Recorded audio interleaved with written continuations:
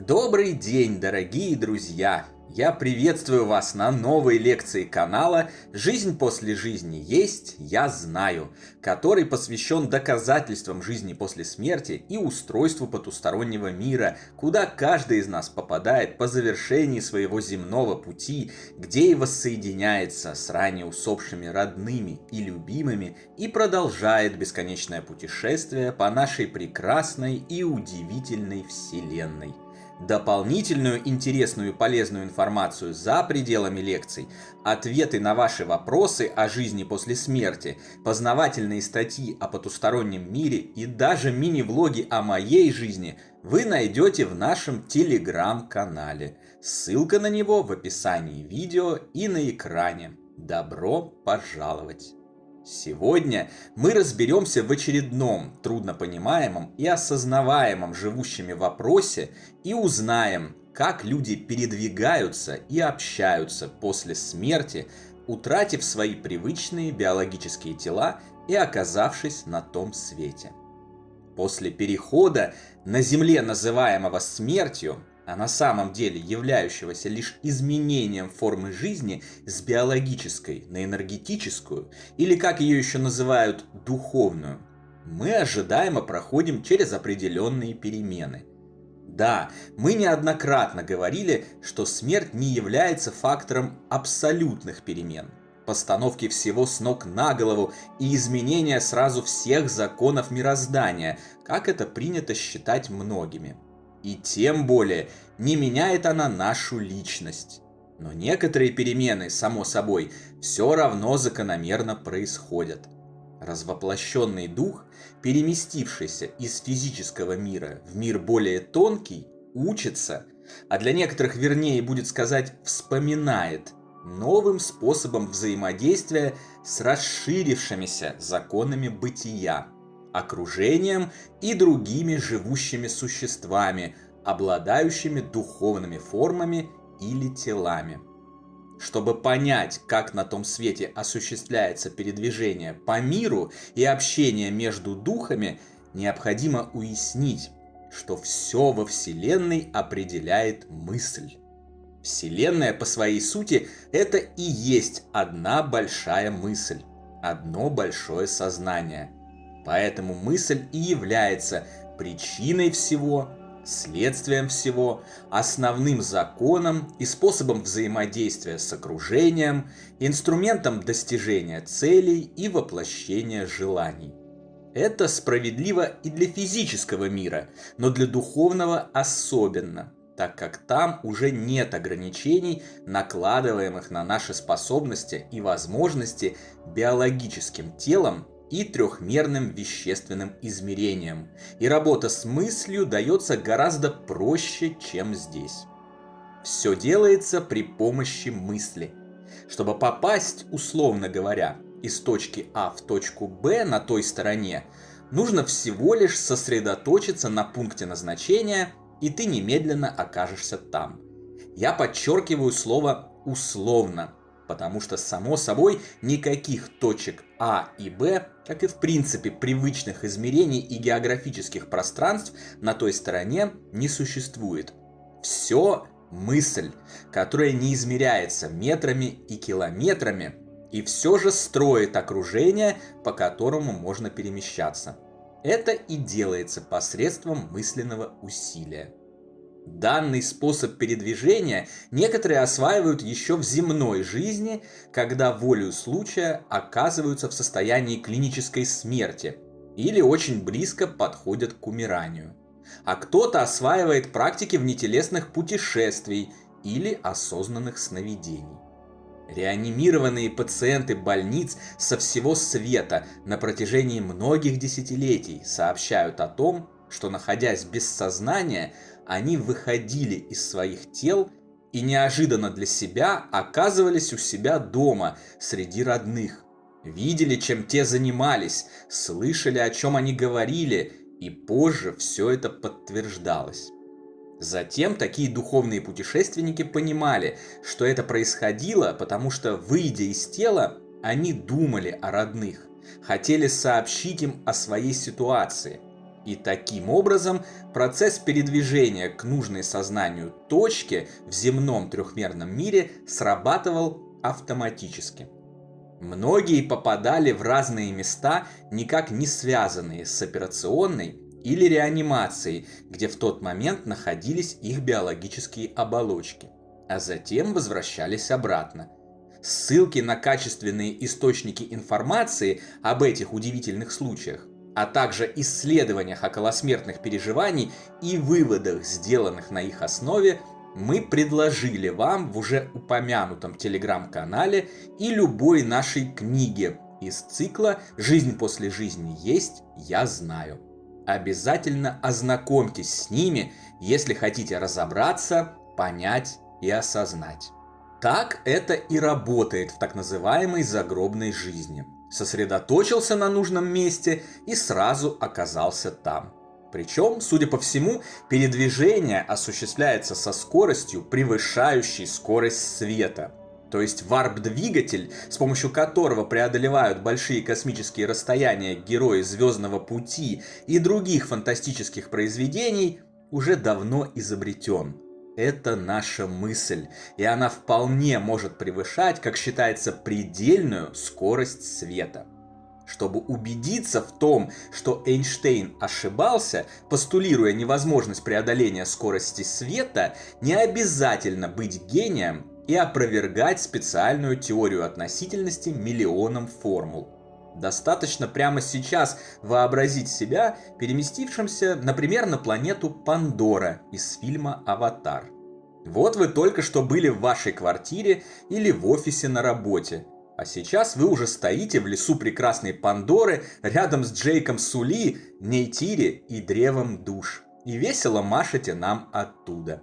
Ваше сознание, то есть ваша душа, ваше истинное «Я» уже там.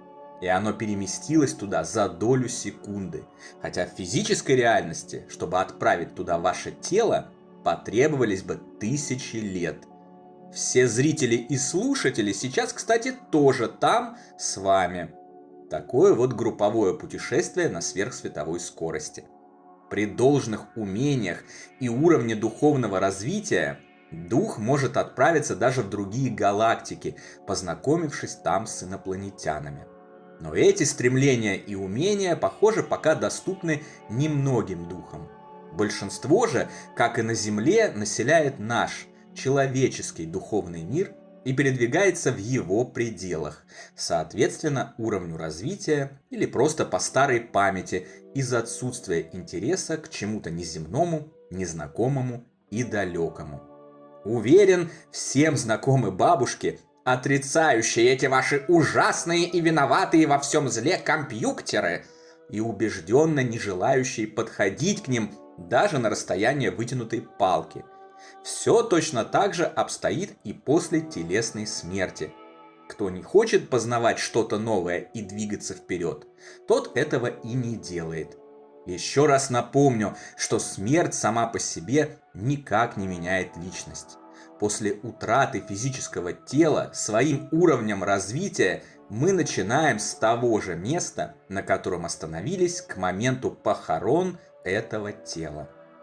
Как мы уже узнали из предыдущей видеолекции, которую я всем рекомендую посмотреть, на том свете есть города и поселения, а в них имеются дороги, дорожки и тропинки, улицы, проспекты и переулки, по которым можно ходить, что называется, ногами.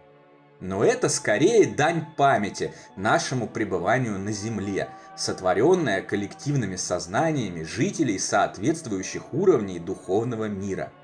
Иногда у духов появляется чувство ностальгии и желание пройтись пешком, и они с удовольствием это делают, используя эти существующие на том свете дороги. Хотя на самом деле вовсе в этом не нуждаются, ибо мысль позволяет им преодолеть любое расстояние в мгновение ока.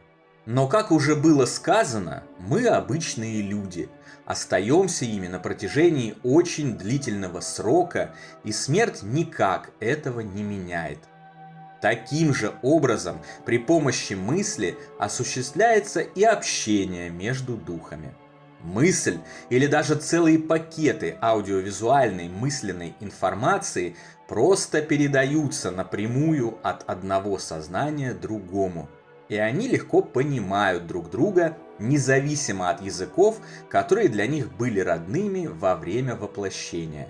Причем недавно прибывшие в духовный мир, то есть те, кто недавно умер на Земле и еще не освоившие способность общаться телепатически, привычно используют для этого рот, губы и языки своих духовных тел, которые, благодаря сознанию, в точности повторяют тела физические.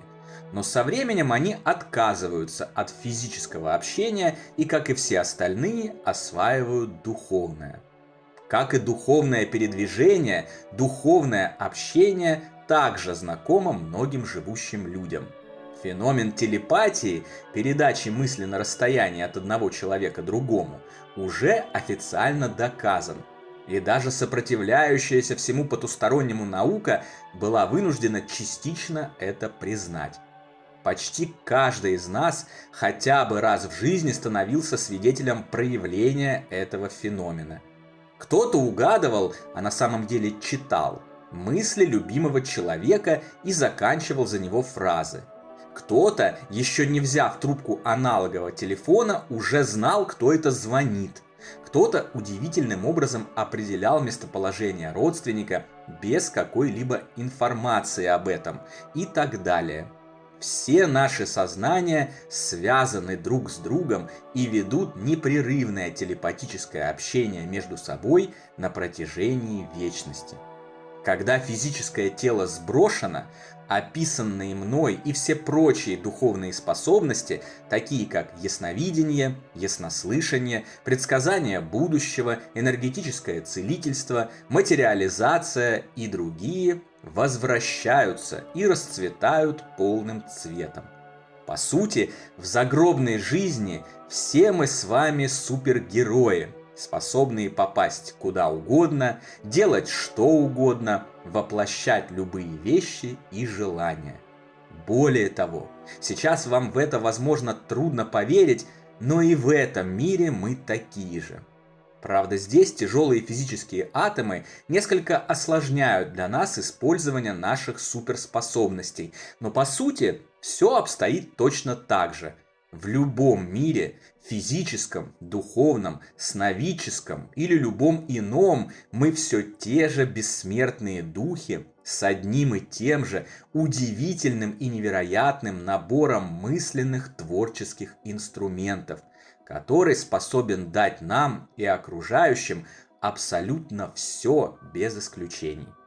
Завершив свой земной путь, перешедший с плотной земли на тот свет дух, при должном и здоровом подходе к своему ментальному багажу легко возвращает умелое владение духовными способностями, еще больше их развивает и грамотно использует в своих личных и общественных интересах, как жителей духовного, так и земного мира, потихоньку продвигаясь к цели, ради которой все мы и ведем нашу вечную жизнь, периодически спускаясь в воплощение на земле. Цели построения живой, разумной вселенной, наполненной светом, добром, любовью и счастьем. На сегодня это все, дорогие друзья. Не забудьте про наш Телеграм. Там интересные публикации продолжаются постоянно, круглосуточно, без обеда и выходных. Встречаемся на новой лекции здесь же, на нашем канале. А пока всего вам самого лучшего, волшебного и замечательного.